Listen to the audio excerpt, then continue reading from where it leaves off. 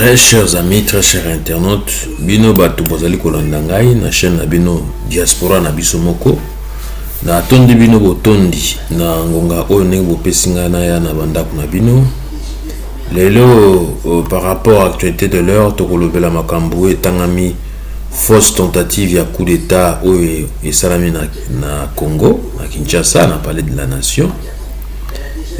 Na kopesa point de vue na ngai par rapport à makambo wana na ndenge bobengaki ngai na ba message okomelaki ngai na pesa position na ngai ou bien à réagir par rapport ya makambo ndenge eleki.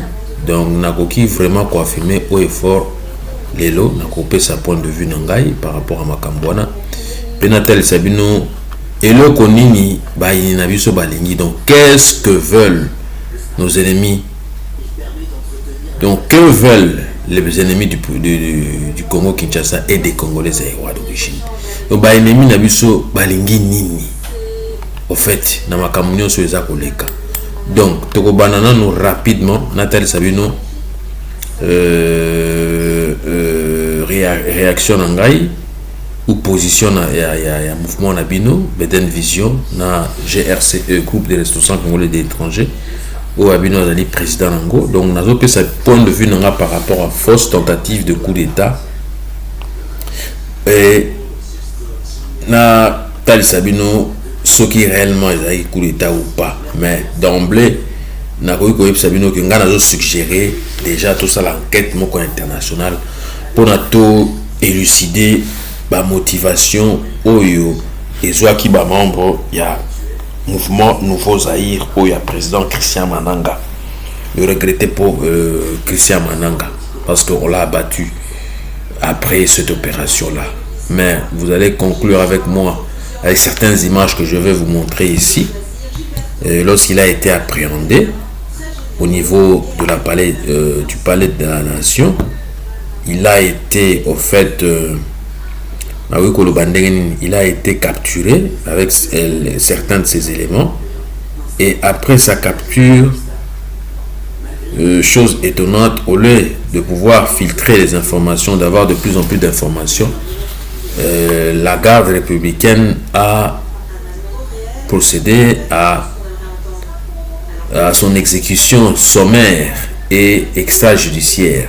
Or, Nabaleta Malonga bamboka développé bino moko bomona kango atana bamboka o Belgique, France, Angleterre, terroristes soi-disant entre guillemets ceux que s'avérer qu'ils sont terroristes ou ezali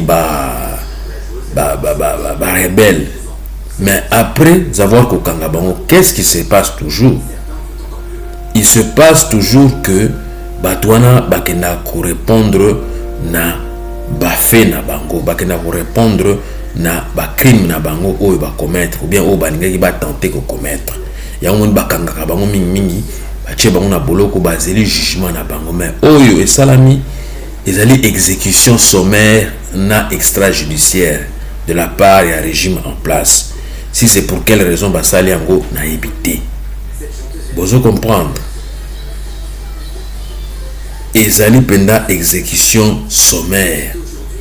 Donc on a autant que la article moko awa na monaki ezali très intéressant pour na biso toye bayango ezali la Libre Afrique balobi bien RDC des exécutions extrajudiciaires après la tentative de coup d'état en temps de guerre. Cela révèle du crime de guerre.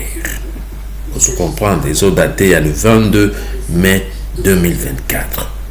Vidéo à l'appui, il y a opération, il y a groupe, donc il y a mouvement Nouveau Zaïre Basalaki n'a regretté Christian Mananga. Dimanche 19 mai, veille de la Pentecôte, une quarantaine de personnes traversent Kinshasa en pleine nuit.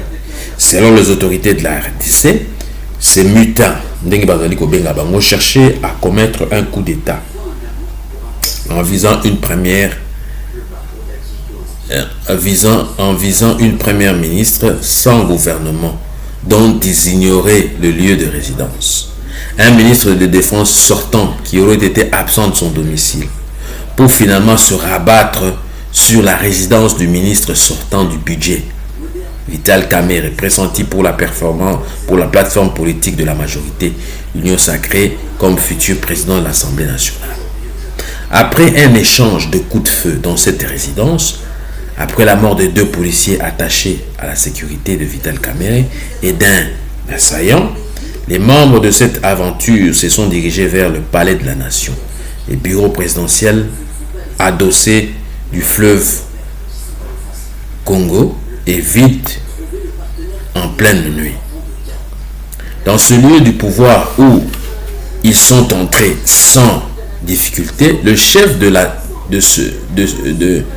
ceux qui est présenté comme un coup d'État, Christian Mananga, un Congolais établi depuis quelques années aux États-Unis, a paradé devant les objectifs des réseaux sociaux pour présenter sommairement son objectif de renverser le pouvoir d'un Tshisekedi présenté comme un usurpateur.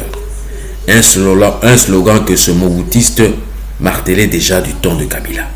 Ce qui est très surprenant pendant cette mise en scène, c'est que ces hommes le regardent sans chercher à se positionner pour faire face à une réplique de l'armée qui doit forcément arriver.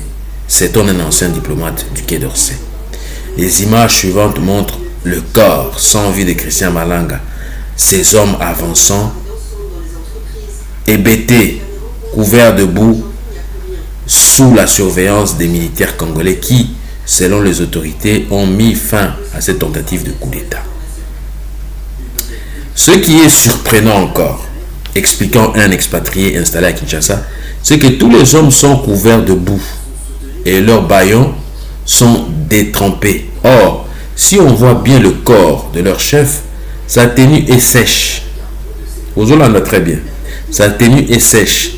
Il serait donc le seul à s'être fait abattre sans chercher à fuir par le fleuve. Seule voie possible de fuite à cet endroit. D'autres images qui ont commencé à circuler ce mercredi montrent Christian Malanga vivant. Vous comprenez, un hôtel Sabino Awa. Vivant, détenu et escorté par des militaires. Des images qui interpellent. Comment Malanga va-t-il se retrouver sans vie dans les herbes autour du palais? Vous comprenez? Autre élément étonnant, Malanga est en t-shirt rouge quand sa dépouille est photographiée.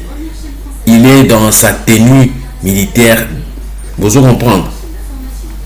Décidément, il y a quelque chose qui ne va pas, poursuit l'expatrié qui ne cache pas un sentiment de duperie dans la population. Beaucoup de gens à Kinshasa pensent que toute cette affaire est un montage, soit pour abattre Kamerhe, soit pour faire peur à la classe politique. Et effectivement, personne à part les talibans au service du pouvoir ne pense qu'il s'agit d'un vrai coup d'État.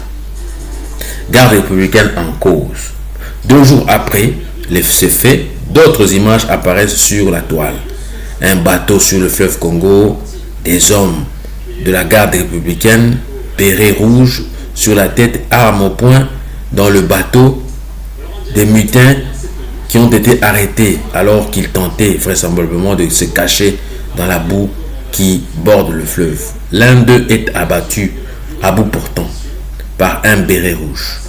Un autre tente de fuir à la nage, il est repéré. Les cris fusent, les tirs éclatent, les balles cryptent. L'homme remonte 2 fois à la surface avant de disparaître dans le fleuve. Ces images sont terribles, explique l'avocat Alexis Tues, vice-président de la Fédération internationale des droits de l'homme. Ce sont des exécutions extrajudiciaires. En temps de guerre, cela relève du crime de guerre. Comment expliquer que ces images ont été filmées? C'est de la bêtise, explique Bob Kabamba, politologue de l'université de Liège. Je suis convaincu que celui qui a filmé pense faire un bon boulot. Cela rappelle les images du massacre de Goma. Le 30 août 2023, à Goma, dans la province du Nord Kivu, placée en état de siège, voyez-vous, la garde républicaine a mené une répression sanglante contre le mouvement politico-religieux qui préparait une manifestation contre les troupes onusiennes. Vous allez comprendre, tuant plus de 150 personnes. Pardon. Tuant plus de 150 personnes. 2 mois plus tôt, les mêmes troupes qui dépendent directement de la présidente de la République, avait ouvert le feu sur le gène d'un parti politique à Lubumbashi, faisant au moins une vingtaine de victimes. En avril 2020, la garde républicaine a perpétré un autre massacre au Congo central, à Songolo, tuant au moins 55 personnes, selon une enquête menée par l'ONG Human Rights. Chaque fois, la garde républicaine, à chaque fois, de nombreuses victimes, à chaque fois. Jusqu'ici, l'impunité pour ces assassins qui appartiennent à une troupe élite qui apparaît de plus en plus comme un escadron de la mort. Vous voyez, très chers amis. Donc, à chaque fois, aux homona, image yango, Nathalie Sabino, il y a Christian Malanga Bakangiye, vous comprendre, ah ouais, ils ont l'accès à Bakangiye, ils ont China chip, ils ont beta betaye, et après, image Moussou Egoya Kolanda, Nakolak Sabino, il y a Oyo, que Basi Babetiye, Masasi, Asi Akufi. Vous comprendre, Oyo, que Ngai, les lois qu'on développé bino awa, ezali, pour Ngai, Nazomo na lokola, ezali, pour moi, je constate que c'est une fausse tentative de coup d'État. Et je suggère une enquête internationale pour élucider les motivations des membres du mouvement Nouveau Zaïre. Vous voyez? Donc moi, je suggère qu'on puisse faire une enquête internationale. Vous voyez? Rien ne peut me rassurer à ce que je vois qu'il s'agissait bel et bien d'un coup d'État, mais bien d'un guet-apens tendu par le pouvoir ou le régime en place en vue de faire accréditer la thèse ourdie de coup d'État. En effet, Christian Malanga, pour moi, vient d'être trahi par les siens, c'est-à-dire ses compagnons d'armes qui devaient le rejoindre dans cette tentative de soulèvement populaire. Je ne peux pas insinuer quel a été le deal qu'il a conclu avec le régime en place ou le pouvoir en place, car après sa capture ainsi que de ses hommes d'uniforme, lui et quelques-uns de ses proches ont été abattus. Et dans la suite des événements, il est maintenant difficile de comprendre réellement les motivations de ces infortunés.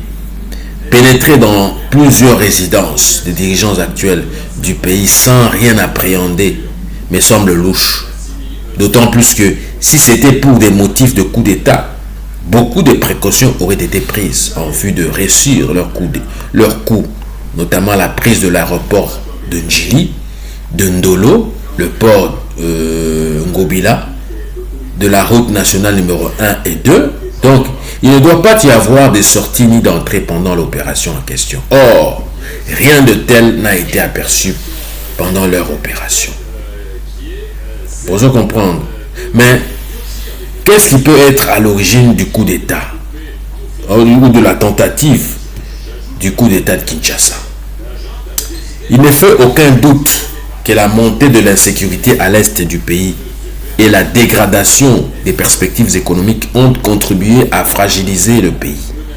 Malgré la présence de la MONUSCO sur place, malgré l'état d'urgence qui bat son plein, malgré les présences continues des groupes armés nationaux et étrangers, ajoutez à cela la tribalisation des institutions du Congo-Kinshasa, qui n'a servi que de prétexte pour le pouvoir en place rempli des Baluba, pour faire asseoir un véritable plan de création en bonne et due forme d'un État ethnique dirigé de main de maître par la tribu Luba, aux fins de dominer, de dicter, de commander, si pas de tenter d'esclavagiser le reste des tribus du pays par Félix Tshilombo et sa bande de frappeurs, des voleurs, des détourneurs, trouvant l'opportunité de se servir du pays et de ses attributs comme bannières et gisements de minerais, d'implémenter leur politique de la création en bonne et due forme de la République ou des États-Unis du Kasaï, dont Kinshasa et Lubumbashi vont servir de ville pôle pour réaliser ce projet. Au fait, la mascarade de l'organisation des élections présidentielles du 20 décembre 2023 dernier était déjà porteuse des germes de balkanisation, de division, d'implosion, d'émiettement, de dislocation à grande échelle, car la préfabrication des résultats finaux de ces élections générales ont voulu juste chercher à faire avaler à l'opinion occidentale et internationale que la diaspora congolaise zéro d'origine a voté massivement la candidature de Félix Tshilombo. Vous voyez, la candidature de Félix Tshilombo. Vous voyez,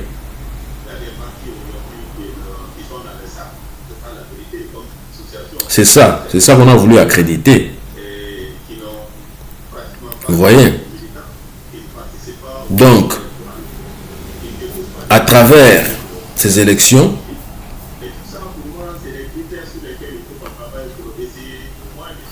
on a voulu nous faire voir comme si la diaspora avait voté Tshilombo, alors que ce n'est pas le cas. Ce n'est pas le cas. Mais moi, je me pose la question, qu'est-ce que veulent nos ennemis, nous les ennemis du Congo et des Congolais? Aujourd'hui, sachant et connaissant très bien ceux et celles qui sont responsables de la tragédie au Congo-Kinshasa d'abord et du reste du monde et du monde entier en général, à savoir l'empire anglo-saxon, américain et israélien, qui nous bloque partout à l'ONU, notamment au sein du Conseil de sécurité, sur terrain à travers les ministres multinationales Rwanda, Ouganda, Burundi, East African Community, qui est le M23, et la milice des Nations Unies de l'ONU, qui est la MONUSCO, mission des Nations Unies au Congo-Kinshasa, en les armant pour nous piller et semer la terreur et la désolation sur nos terres, dans l'est de notre pays. Nombreux ce sont, nombreux parmi les occupants de notre terre ancestrale. Ceux et celles qui veulent nous voir à terre et à genoux, abandonnés, rejetés, détruits, balkanisés, divisés, disloqués, démembrés, implosés, etc., etc., même si vous vous coalisez. Vous voyez, même si vous vous coalisez, et malgré la coalition internationale contre notre pays et notre peuple, je peux vous assurer que rien n'est insurmontable pour le peuple congolais. Même si on doit tout perdre, très chers amis, très chers internautes, très chers compatriotes congolaises, congolais et rois d'origine, un jour ou l'autre, nous devons nous sortir et nous extirper de l'occupation étrangère Yabapaya. Durant plus de 20 ans d'occupation étrangère, nous sommes mieux placés pour vous décrire la puanteur des occupants ainsi que de leur occupation ignoble de mauvais goût. Je peux vous assurer, c'est de la pourriture, Soloakopola. Voilà pourquoi je vous dis que tout est relié, c'est-à-dire, vu que vous vous entêtez à travailler, à entretenir, à collaborer avec les agents de cette occupation étrangère ignoble, ainsi que les occupants en question, vous n'allez jamais vous développer, ni vous élever. Pourquoi? Premièrement, parce que ces occupants représentent les vrais ennemis et dangers et malheurs des Congolais aérois d'origine, car ils ne cherchent qu'à s'enrichir malhonnêtement par la fraude, par la corruption, par le pourrissement des agents de l'État congolais et de la classe politique congolaise aéroise d'origine. Jadis, ces occupants représentent également, au fait, cette pourriture-là. Ce mess, comme disent les Anglais, représente un danger permanent parce qu'ils arrivent à introduire au Congo-Kinshasa toutes sortes de produits avariés, expirés, périmés, dont les prix sont multipliés de fois par 5, 10, voire même 15 ou 20. Et parce qu'ils importent n'importe quoi au Congo-Kinshasa, spirituellement, culturellement, linguistiquement, économiquement, etc., etc. Par exemple, si nous pouvons aller palier par palier, comme suit, spirituellement parlant, ils voudraient vous faire vénérer des religions d'autres dieux et en vous convainquant de vous débarrasser de la religion de vos ancêtres, prétextant que ce sont des religions du diable. Par l'introduction des orientations sexuelles occidentales erronées et autres qui détruisent vos valeurs ancestrales, à savoir pédophilie, inceste, homosexualité, et j'en passe. Linguistiquement parlant, en vous faisant parler d'autres langues, en dehors des langues de vos ancêtres. Culturellement parlant, en vous faisant haïr vos us et coutumes. Par la prolifération des groupes armés continue en vue de provoquer des conflits armés à grande échelle. Vous voyez? Donc, c'est cela qu'il faut tirer les conclusions.